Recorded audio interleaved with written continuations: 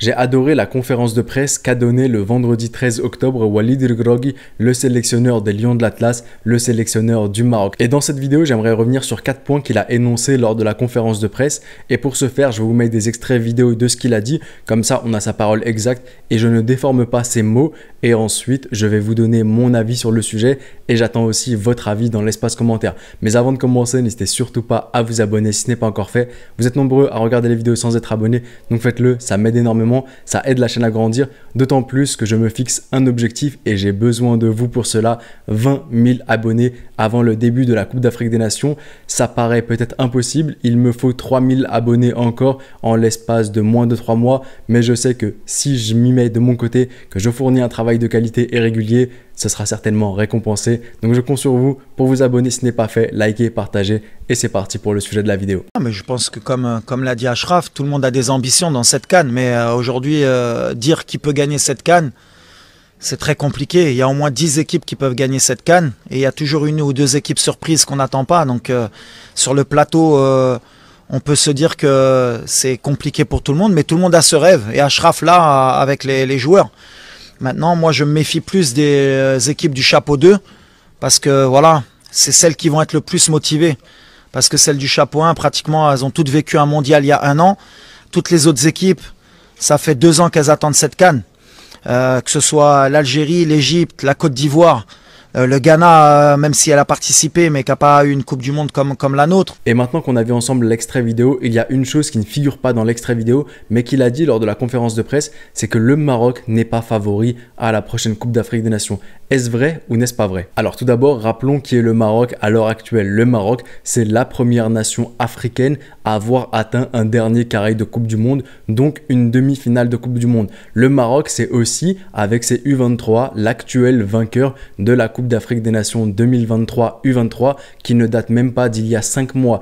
Le Maroc, c'est aussi un sélectionneur qui se nomme Walid Regragui, qui a été entraîneur du Wydad il y a quelques temps avant d'être sélectionneur du Maroc et il a remporté la Ligue des champions de la CAF en allant en Angola, en allant faire un petit road trip en Afrique, gagner ses matchs et revenir ensuite gagner sa finale à Casablanca. Donc, tout cela fait qu'aujourd'hui, on a un Maroc qui est complet, certainement le Maroc le plus complet, le Maroc le plus compétitif qu'on ait jamais vu sur ces 20 dernières années. Un Maroc qui est favori à la prochaine Coupe d'Afrique des Nations, qui est favori, qui n'est pas forcément le favori, c'est important de le dire. Et je pense que sur ce point-là, il a raison. Le Maroc n'est pas le favori. Il y a plein d'équipes qui sont favorites. On pourrait citer le Sénégal, actuel champion d'Afrique. On pourrait dire par exemple le Cameroun, toujours une grosse nation en Coupe d'Afrique des Nations. L'Égypte par exemple, sur les 6 dernières Coupes d'Afrique des Nations jouées par l'Égypte, les Pharaons ont atteint 5 fois la finale, soit une seule fois où ils n'ont pas atteint la finale. Donc il y a énormément de favoris et j'en manque. La Côte d'Ivoire, pays organisateur, très belle génération, très belle équipe aussi.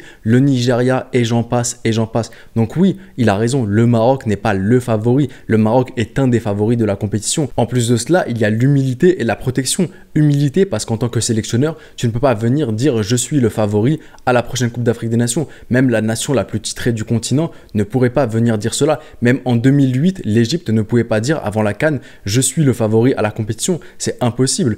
Et par de protection parce que en cas d'échec en Coupe d'Afrique des Nations, si tu avais dit juste avant je suis le favori, tu vas te faire terminer comme pas possible. Et tu protèges aussi tes joueurs, tu leur enlèves un peu de pression. Je sais que forcément entre eux, ils doivent se dire on est les favoris, on peut y arriver, on va gagner. Mais en conférence de presse devant tout le monde, tu rejettes un peu ce côté favori sur une autre nation, sur d'autres nations et tu te protèges et t'enlèves de la pression. Donc oui, c'est plutôt intelligent de sa part. Il a totalement raison en disant le Maroc n'est pas le favori parce que clairement il n'y a pas deux favoris, il y a des favoris mais il n'y en a pas qu'un seul et il a bien raison de se protéger, d'être humble et de ne pas se voir plus beau que tout le monde. Deuxième chose sur laquelle j'aimerais revenir maintenant et ça a même fait polémique sur Twitter, c'est qu'à un moment donné Walid Regragui, et on l'a vu dans la vidéo, il sous-entendrait que l'Égypte et l'Algérie seraient des équipes du chapeau 2. Alors oui, si je veux faire du drama, je dirais Walid Regragui ce vicieux, il a dit que mon pays était chapeau 2 alors qu'il est chapeau 1 et j'écarte cela de suite et il n'y a absolument aucune polémique et je ne vois aucun vice derrière cela. Je suis habitué personnellement à parler dans le cadre professionnel ou même sur YouTube, sur ma chaîne YouTube justement à vous, j'ai l'habitude de parler très souvent et des fois je ne fais pas de transition. Je peux passer d'un sujet à l'autre sans avoir fait de transition et on peut penser que la deuxième phrase est directement liée à la première phrase. Et parfois, c'est absolument pas le cas. Il a même peut-être été maladroit dans sa formulation. Il a oublié de changer de sujet, de changer de contexte. Donc honnêtement, je ne vois pas cela comme étant l'Algérie et l'Égypte sont des équipes du chapeau 2 avec les équipes qu'il avait citées avant, mais tout simplement, il a changé de phrase, il parlait d'un autre truc à ce moment-là et il n'y a juste pas eu la transition. Et même si c'était le cas, l'erreur est humaine, il s'est peut-être trompé, ce que je ne crois pas du tout. Je sais que ça se voit qu'il sait pertinemment que c'est des équipes du chapeau 1. Lorsqu'on parle directement, qu'on nous pose une question et qu'on doit immédiatement répondre, ce genre de phrases qui sortent sans lien et on passe d'un sujet à l'autre, ça arrive très très souvent. Donc je pense qu'il ne faut pas voir la petite bête partout et il ne faut pas voir le vice partout. Troisième chose sur laquelle j'aimerais revenir maintenant, c'est qu'à un moment donné, Walid Regragui dit « Je me méfie plus des équipes du chapeau 2 ». Est-ce qu'il a tort? Est-ce qu'il a raison? Et je le comprends totalement. Pour deux choses. D'abord, rappelons qui sont les équipes du chapeau 2. On a le Nigeria, 3 fois vainqueur de la Coupe d'Afrique des Nations. Le Cameroun, 5 fois vainqueur de la Coupe d'Afrique des Nations. Le Ghana, 4 fois vainqueur de la Coupe d'Afrique des Nations. La RDC, 2 fois vainqueur de la Coupe d'Afrique des Nations. Le Burkina Faso, demi-finaliste en 2021-2022. Demi-finaliste en 2017. Ils ont aussi une finale de mémoire, mais je ne me rappelle plus exactement c'était quand. Et enfin, le Mali, une grosse nation aujourd'hui, qui progresse énormément, que ce soit l'équipe A, mais aussi les classes de jeunes, U23, etc. etc. D'autant plus que si on revient par exemple à la dernière Coupe d'Afrique des Nations, on constate que le dernier carré, c'est qui? C'est Sénégal, chapeau 1, Égypte, chapeau 2, Burkina Faso, chapeau 2, Cameroun, chapeau 2. On va vers le quart de finale, on a qui? Tunisie, chapeau 1, c'est vrai, Maroc, chapeau 1, mais ensuite on a qui? Guinée équatoriale, c'était chapeau 3, je crois, et Gambie, chapeau 4. Donc vous voyez, il faut aussi se méfier des équipes chapeau 2, il y en a pas mal dans les derniers carrés, et en plus, historiquement, c'est des très très grosses nations. On peut regarder aussi sur la CAN 2019, sur le dernier carré, on a qui? Tunisie, c'était chapeau 1, Sénégal aussi, Nigeria, c'était aussi chapeau 1, et enfin, il y avait l'Algérie, c'était chapeau 3 ou chapeau 2 à ce moment-là. Donc il y a toujours une équipe du chapeau 2, du chapeau 3 que l'on peut facilement retrouver en demi-finale, en quart de finale. Donc je rejoins sur ce point-là le sélectionneur du Maroc, Walid Regragui. Il a raison, d'autant plus qu'on va devoir affronter les équipes du chapeau 2 lors de la phase de groupe. Donc la première confrontation qu'on a, c'est pas avec des équipes du chapeau 1, mais des équipes du chapeau 2. Et ensuite, si on revient sur les 3 dernières Coupes d'Afrique des Nations du Maroc, on se rend compte que c'est jamais une équipe du chapeau 1 qui élimine le Maroc, mais une équipe du chapeau 2 ou du chapeau 3. 2021-2022, Égypte, chapeau 2. 2019, Bénin, chapeau 3 ou chapeau 4. 2017, Égypte, chapeau 2, encore une fois. 2015, il n'était pas à la Coupe d'Afrique des Nations, mais vous avez un peu compris, il faudra vraiment se méfier de ces équipes du chapeau 2 et je trouve qu'avoir ce mindset là et se méfier de tout le monde, c'est la bonne chose en vue d'une Coupe d'Afrique des Nations. Et passons maintenant à la quatrième chose sur laquelle j'aimerais revenir. Je vous mets l'extrait vidéo parce que pour le coup je l'ai et ensuite on en parle. Tout le monde va vouloir faire tomber le Maroc. Tout le monde rêve de faire tomber le Maroc. Je pense qu'il y a même des pays qui ne dorment pas. Ils espèrent jouer contre le Maroc pour nous battre. Tout le monde veut faire tomber le Maroc, tout le monde rêve de faire tomber le Maroc. Il y en a qui n'en dorment même pas la nuit. J'avoue que sur le dernier truc, j'ai rigolé, on va le mettre de côté. Je pense que c'était plus pour le show qu'il l'a dit et pour le coup, c'était un peu drôle.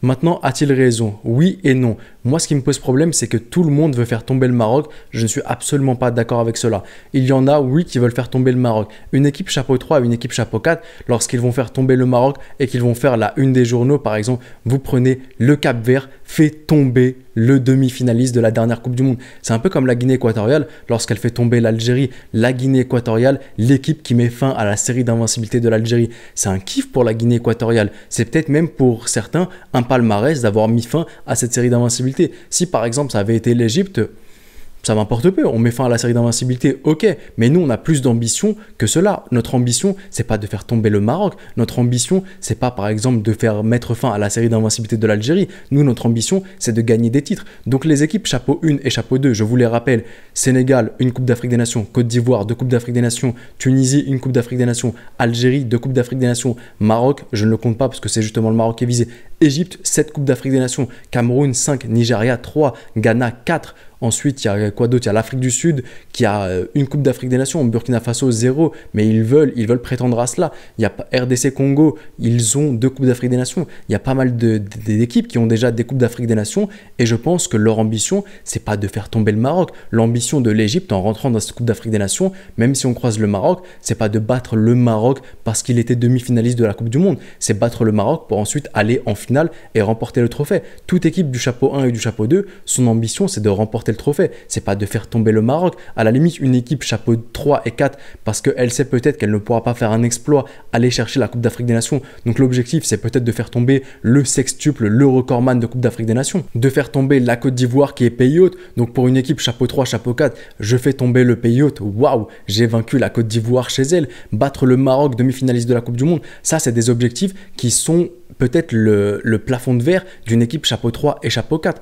mais c'est pas l'objectif d'une équipe chapeau 1 et chapeau 2. Donc c'est pour ça que je dis, je suis d'accord, il y en a qui veulent voir le Maroc tomber, il y en a qui rêvent de faire tomber le Maroc, mais c'est pas l'objectif de tout le monde et c'est sur ce point-là que je ne suis pas d'accord. Il aurait dit, il y en a qui rêvent de faire tomber le Maroc, il y en a qui veulent faire tomber le Maroc, j'aurais été 100% d'accord avec lui, mais tout le monde, c'est le tout le monde qui me dérange et justement, je vais vous expliquer pourquoi. Et on arrive donc à la fin de cette vidéo, réaction à certains points de la conférence de presse de Walid Regragui. À vous maintenant de jouer dans l'espace commentaire, à vous de me dire si vous êtes oui ou non d'accord avec ce que j'ai dit, à me proposer des contre-arguments si vous n'êtes pas d'accord, à me dire ensuite qu'est-ce que vous en avez pensé de cette conférence de presse, est-ce que vous êtes d'accord avec lui ou non. S'il y a d'autres points qu'il avait énoncés et que sur lesquels du moins je ne me suis pas attardé, faites-le moi savoir dans l'espace commentaire, je me ferai un plaisir de tous vous lire. C'était le petit pharaon, prenez soin de vous et de vos proches et je vous dis... Arrivederci.